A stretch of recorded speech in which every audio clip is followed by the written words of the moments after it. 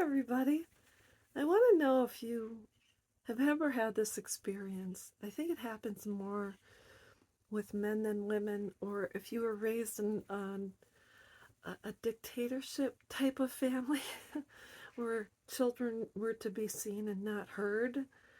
I think I call that as an adult being tongue tied, where even if you disagree with someone or you have a differing opinion, normally, you don't express it because you are the type of person to keep the peace, to go with the flow, and not cause an upset or upheaval.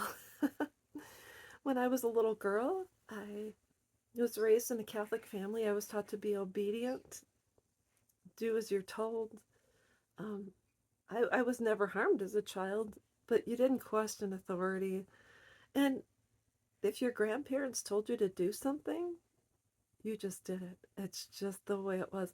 And I'm glad I was raised with self control, respect for authority, etc. Yet it can get you into some really tough situations, especially when it comes to relationships or dating. I think a lot of us in this same situation have a hard time speaking our needs, wants, and desires to our partner because I don't know about you. I just wanted to have a cohesive situation. And when I met my husband a couple of years ago, we think along the same route, but we have very different ways of expressing ourselves. He wasn't tongue-tied as a child. He more or less always had a voice and can state how he feels. It's not that he doesn't consider other people, but his voice was actually important. I or maybe he was just unafraid because he was a latchkey kid and he just did his own thing. So there was never really. It's not that his mom wasn't around because she had to work to support him and his three sisters.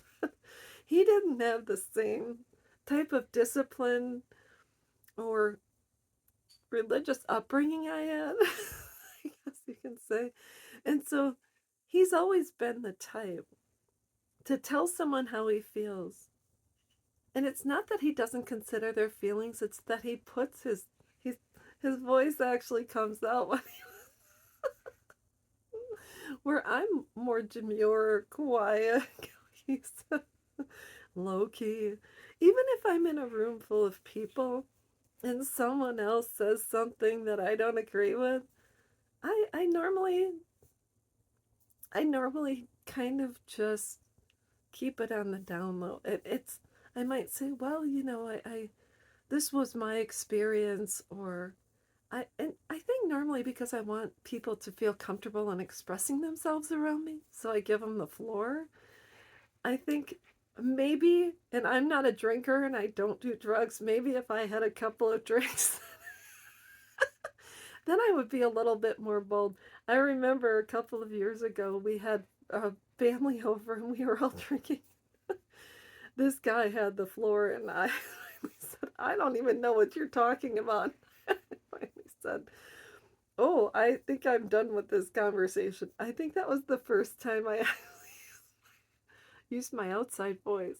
So, anyways, I think it's important for those of us to start using our voices. I learned how to use my voice through Al Anon years and years ago. I learned how to, with people that were not intimately connected to me, maybe wait staff or a cashier, to say, no, I would rather have the blue one, or I see it like this. I started to practice using my voice with people that weren't in my home or didn't have connections to me in an intimate or familiar type of way. So you can start to use your voice that way. Al Anon saved my life in more ways than one. And although I'm still pretty quiet and demure the way you see me on camera, I do have more of a voice. I just know there are times to use it and times I don't think it's necessary. That's all I got, and I'll be back.